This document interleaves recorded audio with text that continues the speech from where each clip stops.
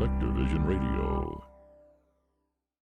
Now, people often talk about when they wake up in the middle of the night and they see Hatman, they see these shadow beings, that they are paralyzed. And they think that being is paralyzing them, like that being has control over them, conscious control, and is paralyzing them. There's a lot of people that think these are loosh harvesters, and they literally are putting you in this trance state, and they're paralyzing your body, and they put you in this intense fear mode. So you're just radiating this fear loosh, powerful fear loosh energy that they're harvesting, and they're essentially like these grim reapers of loosh energy, and you can't do anything about it. You can't even scream because you're completely paralyzed, and it's incredibly terrifying. And they take their loosh and then they dissipate into the darkness, and you're left there sweating and scared, trying to figure out what the hell just happened.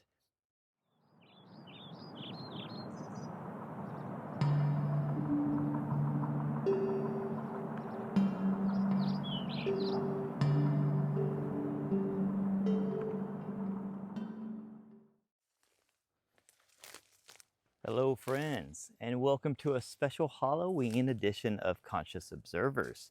Today, we are going to dive into the enigmatic, mysterious, and terrifying world of the Hatman and his fellow shadow beings.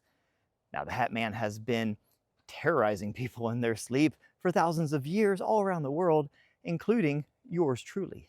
Yes, me and my family have several encounters with these shadow beings, so I can speak from firsthand experience. This is a topic that both disturbs me a little bit, but also fascinates me because so many people have had similar experiences all around the world for many, many years across cultures, religions, ideologies, and there are so many similarities between these experiences.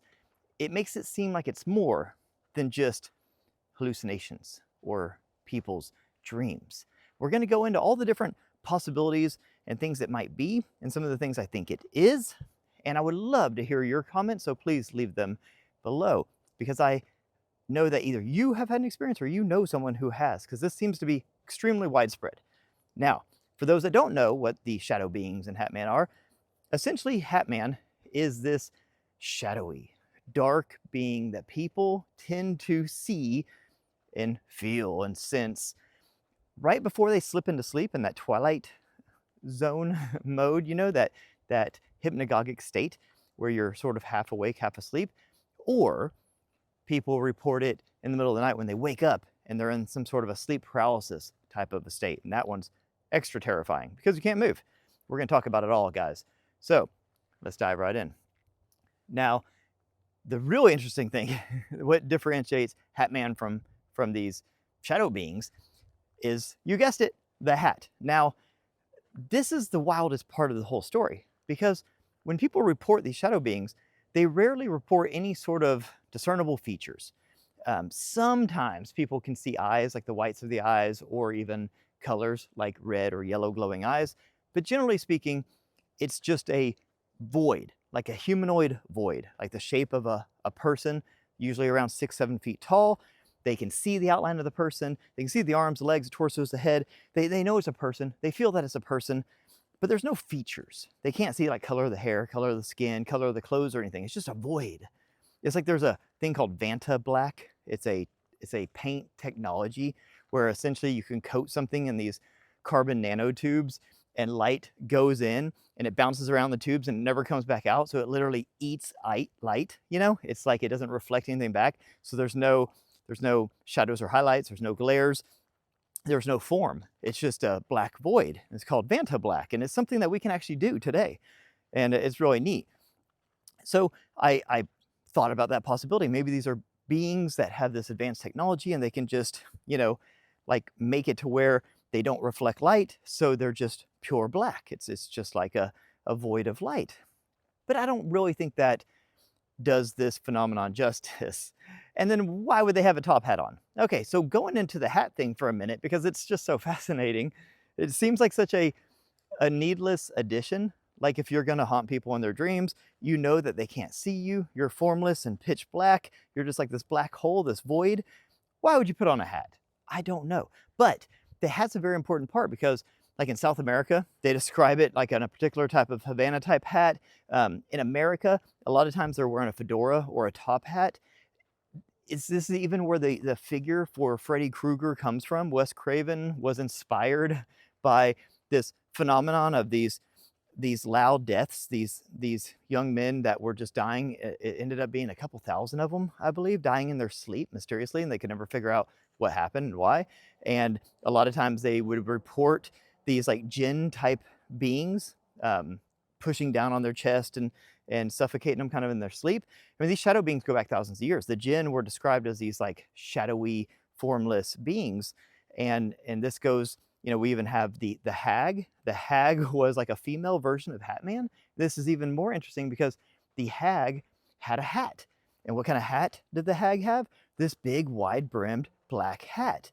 That's where we get the current modern personification of witches. And that's why witches have these big, wide-brimmed black hats. That's not how witches, like the actual witches of the old, were just alchemists. They're essentially like nurses that just like homeopathic nurses that mixed and matched, you know, herbs and elixirs and stuff like that to heal people and do different things. They didn't just wear big black hats, like they didn't have uniforms. That's something that we added because there was this whole phenomenon of these hags, which was just basically like a female version of a hat man that would haunt people in their sleep and their dreams and push down on their chest, make it hard for them to breathe. And oftentimes they're reported with these big black wide-brimmed hats.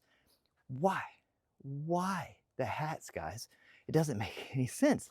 But Freddy Krueger has a hat. Hatman always has a hat. And oftentimes people would report that, like Hatman specifically. So the hag, the female version, was a little more aggressive, tended to jump on people, sometimes even like in a aggressive sexual nature. And with the big black hat, you know, you got to have the hat if you want to terrorize people. But the Hatman is kind of the opposite. People would report the Hatman just literally sitting in the corner of the room, just watching you sleep. So sometimes you would, for example, be like slipping into bed, you know, you'd be getting all nice and comfy, and you would just sense a presence, right? You'd feel a presence. You'd be like, what, who's in the room with me? And you'd kind of start to peek up and slowly open your eyes and scan around the room, hoping you don't see anybody, but kind of expecting it because we know when somebody's in the room with us.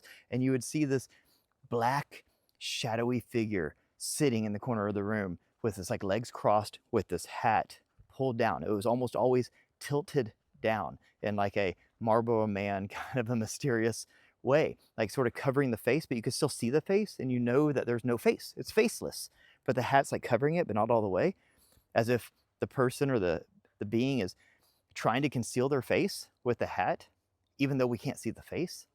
So it just adds this other layer of mysteriousness and sort of this aspect of non-logicalness, like of the whole phenomenon where things just don't really add up or make sense.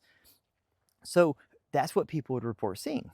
And it's oftentimes, like I said, in the hypnagogic state when you're kind of slipping into sleep, but also it's reported a lot of times people would wake up in the middle of the night in kind of like a terrified state, you know, like something's wrong. They'd wake up and they would see it then. And he's not always just sitting in the corner peacefully watching, even though that's the most common description. A lot of times he's standing at the edge of the bed, looking down on you. And that's really unnerving too, because in our house, we've had a couple different experiences with shadow beings. We've had a few. One of them was the traditional hat man in the corner of the room. That did happen. And then we had, with my wife, him standing, or shadow being standing at the edge of the bed. And then we had another one that didn't really fit the bill, but the more I researched it after the fact, I found other people saying the same thing. We had this one instance, actually it happened multiple times, but there was one time then when I was in the bed and I experienced this, and I know it happened, where you feel a presence. You feel, I say I know it happened. My wife's had multiple of these, so it's not that I don't believe her or anything. Of course I do. I wasn't there, you know, but she bursted out of the bedroom like, oh my God, you know, like it really, you know, got her because it's real, it's happening. And it takes a minute for your brain to figure out what's going on. And then you still don't even know what's going on, but at least it takes a minute for your brain to know that you're safe, you know? So in this one particular time, I'm laying in the bed and we feel a presence, we feel something there, and it crawls into bed with us. I mean, you can tell, imagine like, we have 2 kids, they're grown now, but when they were younger, they would like crawl into bed with you sometimes, like say they're having a nightmare or something, they would come into bed and you would feel them crawl into the bed and maybe squeeze in between you, something like that.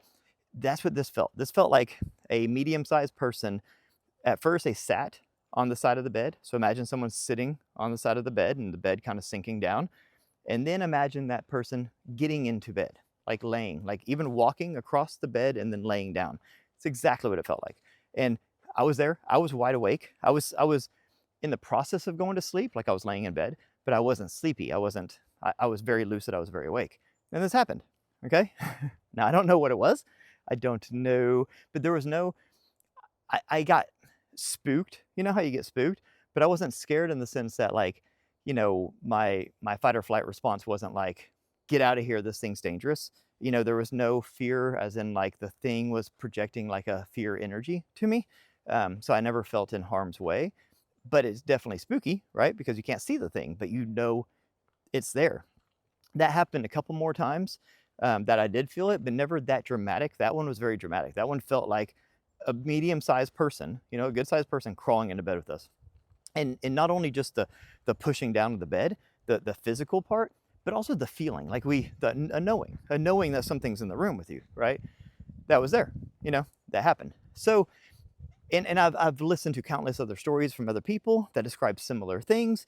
Sometimes it can be very distressing. That's why I think there's the feeling that it's pushing down on you. That's a common reported thing, like it's making it hard for you to breathe. I don't know if that's the being doing it or if it's just the person, getting worked up because it is scary. But so I started going into, okay, what could be behind this, Um, and there's obviously just the whole, like, you're imagining it thing, right? Like that can be a thing, right? But here's another part. So oftentimes these shadow beings are accompanied by or come right after an orb encounter. Like there might be an orb, and in our situation there was. At least a couple of the times we saw an orb before the shadow beings. And this made me think, okay, what could the connection there be? And I went down all the different paths because orbs we think are plasma. Okay, that's what I think they are anyways. I can't speak for you. I think the orbs are plasma. And plasma generates an electromagnetic field, okay? And we are electromagnetic beings, and electromagnetism is very important for how we interact and sense our environment. In fact, our heart, our body, we are electromagnetic beings, and our heart produces 5,000 times more electromagnetism than our brain. Our heart's very powerful electromagnetic producer of energy. And it's funny because we actually produce electromagnetism and we receive it. So we transmit it and receive it. So there is a chance that we can produce an electromagnetic field from our heart that's so powerful that our brain interprets it in a different way and perceives something that's not there. Like we can actually influence our own electromagnetic field because we send out the signal and then we receive the same signal. So there is that aspect of it where maybe we get into this heightened heart state, right? Heart coherence, either in a good way or a bad way, because sometimes these beings are angelic and beautiful. They're either bright light or complete black void, So there's a chance that like maybe our heart gets into this heart-brain coherence, like the Heart Math Institute talks about, and we start generating a very strong electromagnetic field that our brain interprets in this positive way, and that creates this feedback loop, and it produces this feeling like, outside of us where we think something's there and it's angelic, right? It's glowing and bright light. That would be that version. And maybe when we get scared, our heart also is producing electromagnetic field, but it's a negative energy and it can produce these shadow beings. There's that angle. But where I was going with the plasma orb is a lot of times we see a plasma orb before the shadow being. So I saw so many people's stories, and we have a similar story, that I was like, okay, I wonder if there's a link between those. Because then I thought, okay, well, it's not like the orb just comes by and drops off a shadow being. It's like, here, you're going to have a sleepover with these fine folks here and scare the shit out of them for the rest of the night. I don't think that happens. So I started going down the path of, can our brain actually produce these types of things from a electromagnetic disturbance? And the answer is yes. And there's actually science that backs this up. There's actually something called the God helmet that proved this. We'll get into that in a second. But imagine a orb comes through your house, like happened with us and like happens with a lot of people, and it creates an electromagnetic disturbance. And our brains are electromagnetic receivers. And that's enough potentially to create this disturbance where your brain thinks that there's something else there, like there's a disturbance, and we fill in that gap. We personify, we project something that we think it is, and it's a shadow being because it's not actually there. It doesn't actually exist. We're kind of pretending. We're trying to fill that gap and say, okay, there's some disturbance here. There's something here. There's something that shouldn't be here. We're like sonar. We're like sensing the field, and we sense that there's a disturbance there. It shouldn't be there, and we fill it in with this black void. It's kind of like a placeholder, you know what I mean? Because there's not actually something there. That's a distinct possibility. So to sort of pull on that thread, there was this doctor back in the 80s and 90s who, Dr. Michael Personson, something like that. He created this thing called the God helmet. He didn't call it the God helmet. But that's what it was named after the fact, because it was like a snowboarding, competitive snowboarding helmet that he put these basically high-powered magnets and had it all wired up. And he was a neuroscientist and he knew what he was doing, but he was kind of like a mad scientist too. And he created this thing. And when you put it on people's heads, the magnets would activate in different patterns, and it was very sometimes it could be chaotic or it could be coherent depending on how he would dial it in, and depending on I don't know what's over there, depending on how he would activate the helmet in the different regions of the brain and everything, people would have these experiences. They called it the God helmet because people had very, very profound experiences. Like most people would have an experience of a different being in the room with them, right? And oftentimes that being was either angelic or demonic, essentially. And sometimes people reported being in the presence of God or being in the presence of an angel, or they reported shadow beings, okay? This was reported at the God helmet studies that they did for years and years. So it made me think, I was like, okay, why are they seeing shadow beings? Because there's other people in the room and they know that there's not an actual being there, but the person with the helmet on would sense a presence there and that there was a being there. And they found that there's this part of your brain that is responsible for defining if something is self or not self. Essentially, is it you or is it outside of you? And what it was doing is it was disturbing that part, and it was blurring the line, this kind of boundary between yourself and outside of yourself, to the point where it would sort of split your consciousness in a way, and you would be sensing the other part of your consciousness, right? So your consciousness is now split into two. So you know that I'm here, but then it feels another part of your consciousness. And it's like, okay, that must be somebody else. That must be something else. It's outside of me, but it's conscious. Maybe it's an angel. Maybe it's, who knows? Maybe it's God, right? And that's when your brain kind of goes crazy with these thoughts. And a lot of it's tuned to the person and their frequency, and are they in a fear state or a bliss state, and those types of things. That has a lot to do with how you're going to manifest and how you're going to project mentally what it is, because so much of this seems to be mental, all in your mind, because other people are there and they can't see it. Now, those are all absolute possibilities. And then there's the whole idea Robert Monroe talks about, after decades of researching consciousness and the sleep state and the different brainwave states, that he said that essentially when you get into REM sleep every night, if you're able to get this kind of stage 3, stage 4 of the 4-stage sleep cycle, if you're able to get to that point, you have an out-of-body experience. That essentially your physical body sleeps. Like our body has to sleep. We have to recharge our mitochondria and everything has to power down and reset for the next day. But your consciousness doesn't sleep. Your consciousness is wide awake. So when your body's asleep, it's like, well, hey, this is boring. I'm going to go. And there's a point, it's an out-of-body experience every single night. So there's a point where you slip out of your body. Now your body, we call it mind awake, body asleep. Your body's completely asleep. So it doesn't know this is happening. And you slip out and you go to sleeper school. I've done several videos on this. You go and you have different experiences and stuff at a consciousness level while your body's laying there sleeping.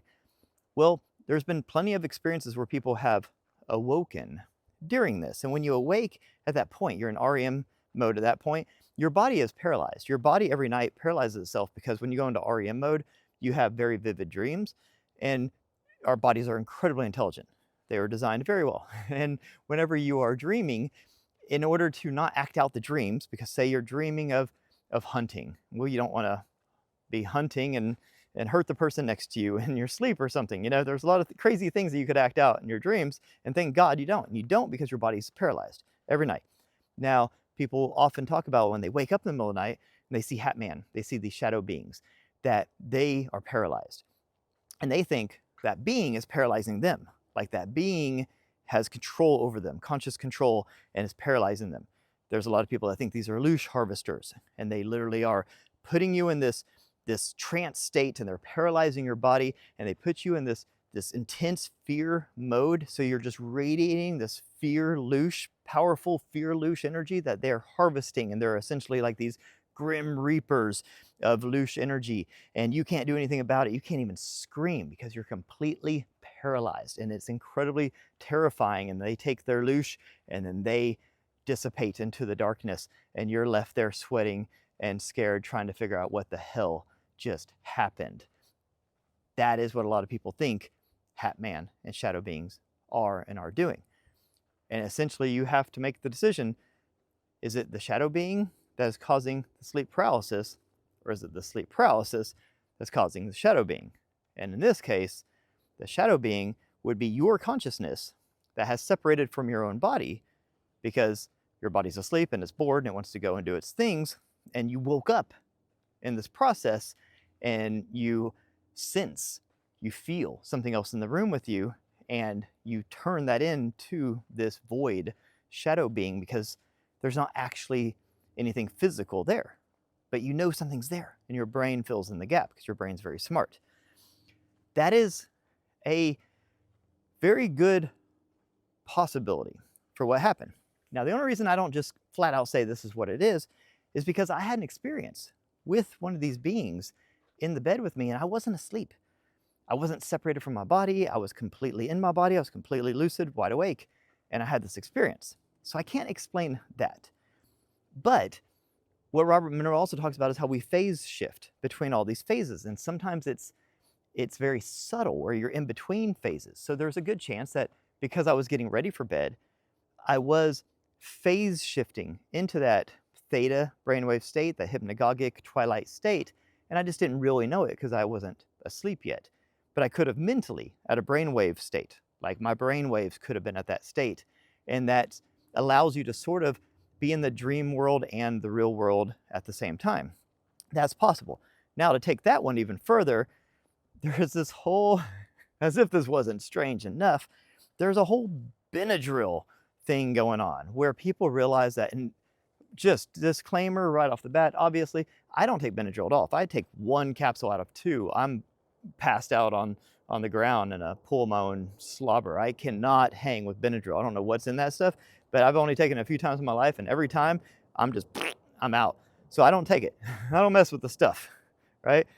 So I'm 40 something years clean and sober from Benadryl.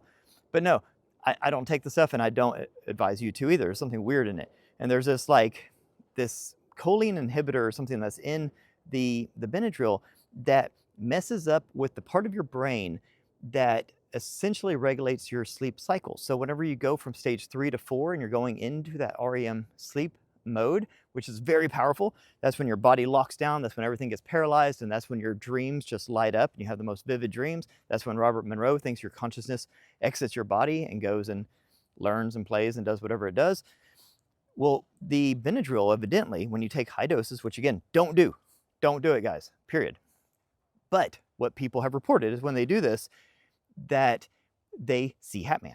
I mean, it's almost like a given, right? So many people have had this experience that makes you think, what is going on? Obviously, they're not just taking Benadryl and seeing Hatman. There's something mental going on. And at this point, I think it's just a expectation, like so many people have done this, that it's almost like, okay, I'm gonna take a bunch of Benadryl and see Hatman. Oh, there he is. It's almost like you're just kind of self-fulfilling this thing at this point because it's what you expect.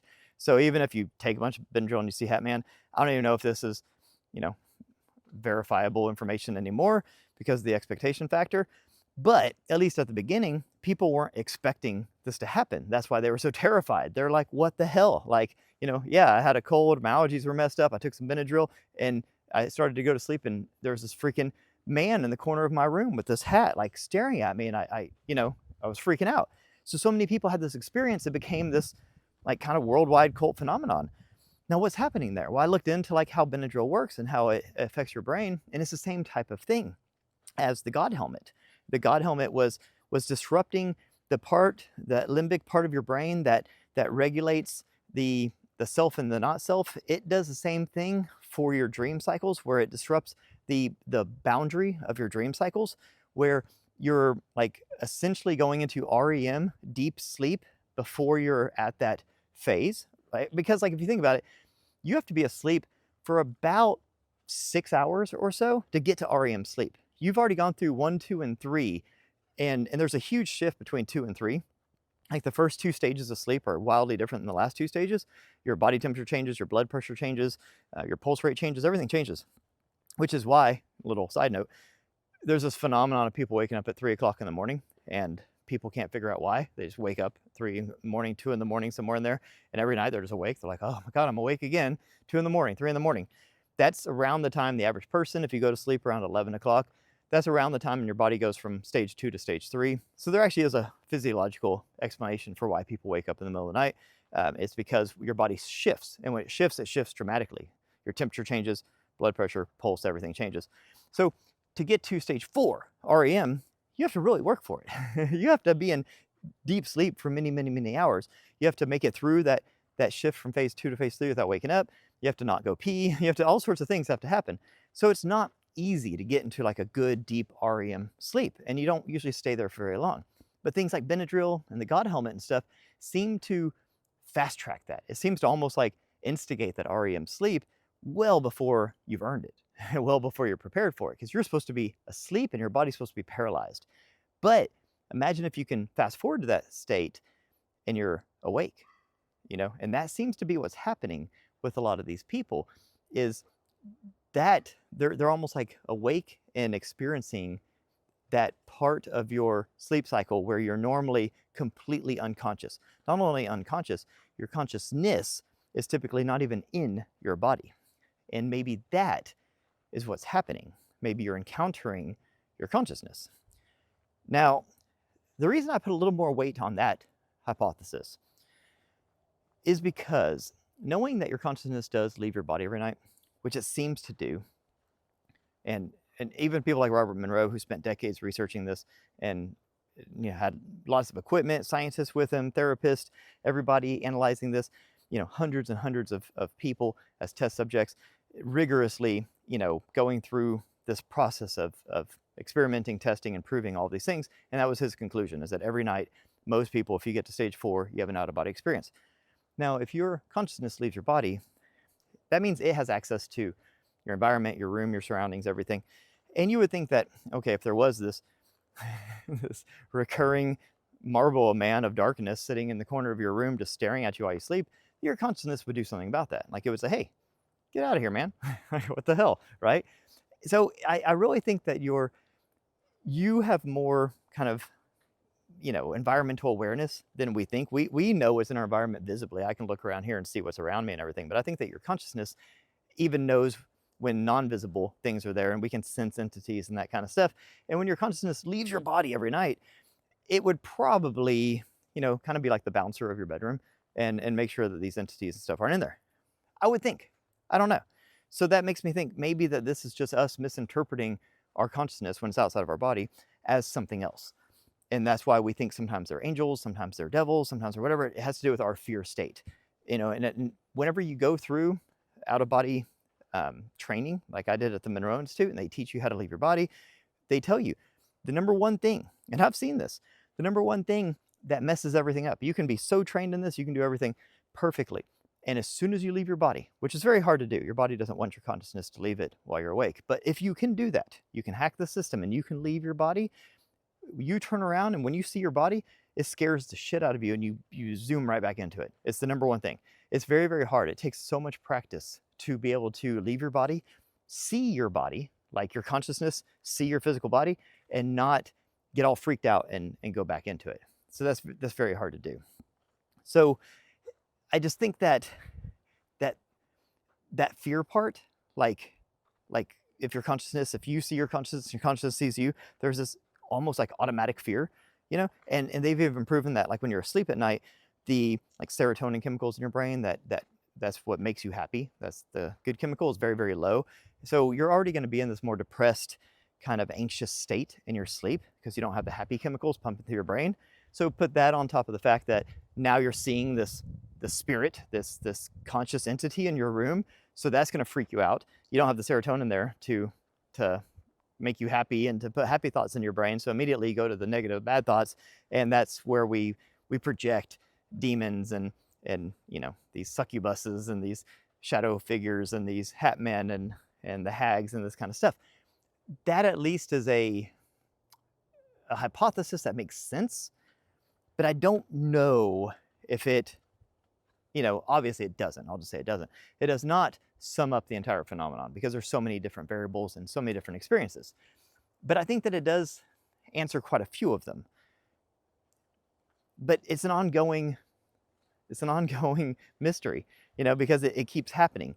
But there's ways that we can simulate it. There's ways that we can stimulate it. There's ways that we can actually manufacture this phenomenon with things like the God helmet and things like Benadryl.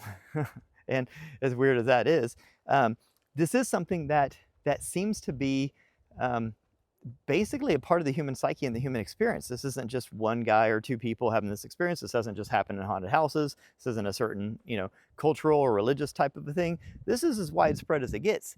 So there's something there. I just don't know if it's like a spiritual entity that's completely independent from us, autonomous, you know, and this loosh harvesting being that comes in and purposely scares us so it can steal our energy, kind of like Monsters, Inc. I don't know if that's it. I don't know what it is, honestly, but it's a very interesting thing to ponder. That's all I'm doing out here, guys. So let me know what you guys think. Again, this was just a short special edition for Halloween.